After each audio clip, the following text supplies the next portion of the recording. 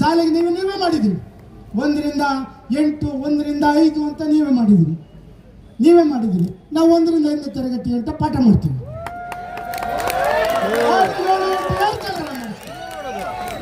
ದಯಮಾಡಿ ಪರೀಕ್ಷೆ ದಯಮಾಡಿ ಸುಮ್ಮನೆ ಒಂದು ನಿಮಿಷ.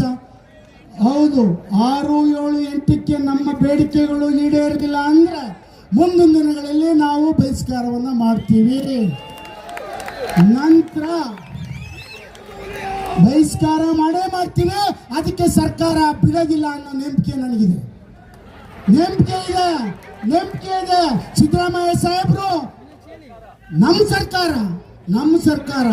ನಮ್ಮ ನೆಚ್ಚಿನ ಸರ್ಕಾರ, ನಮ್ಮ ನೆಚ್ಚಿನ ಮಿನಿಸ್ಟ್ರು ಸಿದ್ದರಾಮಯ್ಯ ಸಾಹೇಬರು, DK ಸಾಹೇಬರು, ಮಧು ಬಂಗಾರಪ್ಪ ಸಾಹೇಬರು ಅಧಿಕಾರಿಗಳನ್ನ ಕುಣಿಸಿ ಈಗ ಆಲ್ರೆಡಿ ಮುಕ್ಕಾಲು ಕೆಲಸವನ್ನು ಮುಗಿಸವ್ರೆ. ಕೂಡಲೇ ನಮ್ಗೆ ರಿಸಲ್ಟ್ ಅನ್ನ ಕೊಡಬೇಕು. ಕೊಡಕ್ಕೆ ನಾವು ಹೋಗ್ಲಿಕ್ಕೆ, ನಾವು ಸ್ಟ್ರೈಕ್ ಮಾಡೋಕ್ಕೋ, ಇನ್ನೊಂದು ಮಾಡೋಕ್ಕೋ, ಬಹಿಷ್ಕಾರ ಮಾಡೋಕ್ಕೋ ತಾವು ಅವಕಾಶವನ್ನ ಒಂದು 15 ದಿನದೊಳಗೆ ತಾವು ಚರ್ಚೆ ಮಾಡಿ ನ್ಯಾಯವನ್ನ ಕೊಡಬೇಕು ಅಂತಕ್ಕಂಥ ಮನವಿಯನ್ನು ಇಟ್ಟು, ಸಾಹೇಬ್ರೆ, ನಿಮ್ಮ ಸಾಹೇಬರು, ನಿಮ್ಮ ಅಪ್ಪರು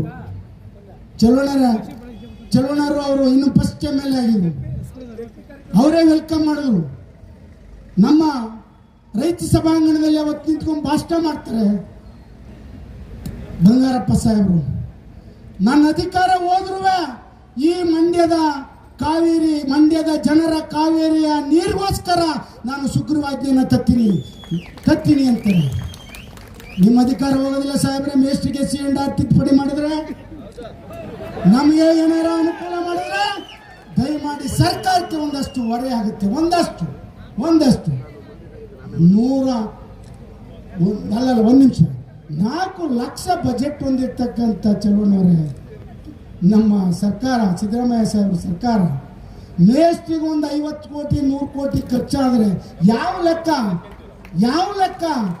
ದಯಮಾಡಿ 50,000 ಕೋಟಿ ಜನೋಪಯೋಗಕ್ಕಾಗಿ ನೀವು ಕೊಟ್ಟಿದ್ದೀರಾ. 6 ಗ್ಯಾರಂಟಿ, 5 ಗ್ಯಾರಂಟಿ, 6ನೇ ಗ್ಯಾರಂಟಿ 7ನೇ ವೇತನ ಕೊಟ್ಟಿದ್ದೀರಾ. ಶಿಕ್ಷಕರು ಪ್ರತಿ ಹಳ್ಳಿಯಲ್ಲಿ ನಿಮ್ಮ ಹೆಸರು ಹೇಳ್ತಾರೆ, ಸರ್ಕಾರದ ಹೆಸರು ಹೇಳ್ತಾರೆ. ಯಾವ ನೌಕರರು ಬೇರೆ ಹೇಳೋದಿಲ್ಲ. ಪ್ರಾಥಮಿಕ ಶಾಲಾ ಶಿಕ್ಷಕರು ಹೇಳ್ತಾರೆ, ದಯಮಾಡಿ ನಮಗೆ ನ್ಯಾಯವನ್ನು ಕೊಡಬೇಕು ಅಂತಕ್ಕಂಥ ಮನವಿಯನ್ನು ಇಟ್ಟು ಚಲುವಣ್ಣ ಬೈತಾವ್ರೆ. ಯಾಕೆಂದರೆ ಚಲುವಣ್ಣವರು ನಮಗೆ ಬಹಳಷ್ಟು ಅವರು ನನ್ನ ಕೆಲಸವನ್ನು ಮಾಡಿಕೊಟ್ಟಿದ್ದಾರೆ. NPS ನೌಕರ ಸಮಸ್ಯೆ ಇದೆ, ಅದು ಸರ್ಕಾರಿ ನೌಕರ ಸಂಘ, ನಾವು ಎಲ್ಲರೂ ಸೇರಿ ಅದನ್ನು ಬೀದಿಗಿಳಿದವರು ಬಗೆಹರಿಸುವಂಥ ಒಂದು ಕೆಲಸವನ್ನು ಮಾಡ್ತೀವಿ. ಮಧು ಬಂಗಾರಪುರಕ್ಕೂ ಕೂಡ ವೈಸ್ ಪ್ರೆಸಿಡೆಂಟ್ ಅವ್ರ ನೇತೃತ್ವದಲ್ಲಿ ವರದಿಯನ್ನು ಕೊಟ್ಟಿರೋದು ಪ್ರಣಾಳಿಕೆ ಸಮಿತಿ.